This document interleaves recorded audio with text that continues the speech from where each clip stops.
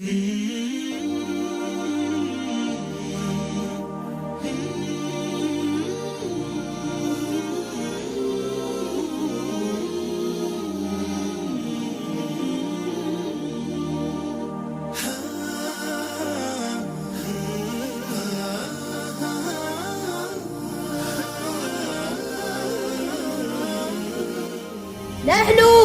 لسنا بهائم ولسنا بنعاج، لا نحتاج إلا الأكل والشرب واللهو واللعب.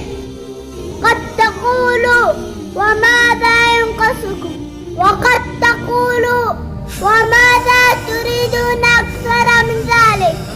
نقول لكم واسمعونا بقلوبكم حتى تعلموا ما يصلحنا وينفعكم.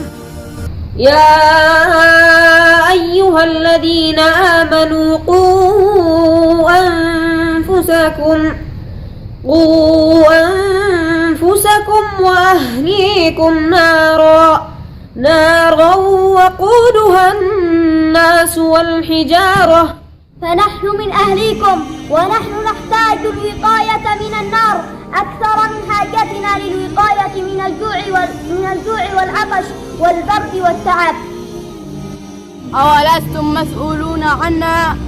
قال رسول الله صلى الله عليه وسلم: كلكم راع وكلكم مسؤول عن رعيته، فنحن من رعيتكم وأنتم مسؤولون عنا.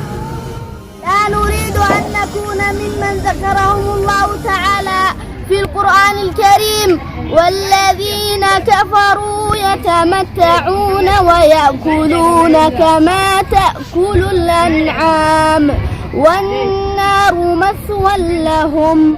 بل لو تعلمون أنكم لو أنفقتم علينا الملايين ووفرتم لنا كل حاجاتنا ورغباتنا الدنيوية ما نفعناكم يوم القيامة بشيء.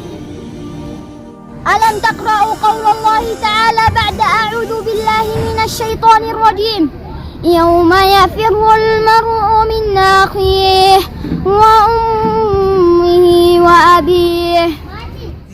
لكن لو حفظنا كتاب الله وأعنتمونا على ذلك وأرشدتمونا إليه لجئنا يوم القيامة نبحث عنكم. تعلموا لماذا؟ لنلبسكم تاج الوقار، وهذا وعد نبيكم صلى الله عليه وسلم. نحن لا نريد العلم الزائف، علم الدنيا فقط. ندرس ونتعلم الكثير، ولكن ماذا استفدنا من ذلك؟ نحن نريد علم الكتاب والسنة لأن بهما صلاح قلوبنا. نعم، احرصوا على إصلاح قلوبنا لا إصلاح أجسادنا، فإنكم إذا متم لن تنفعكم أجسادنا بشيء، ولكن سينفعكم صلاح قلوبنا إذ ندعو لكم ونستغفر لكم. ألم تعلموا أن النبي صلى الله عليه وسلم قال: إن الله لا يرفع الدرجة للعبد الصالح في الجنة، فيقول: يا رب أنى لي هذه؟ فيقول: باستغفار ولدك لك.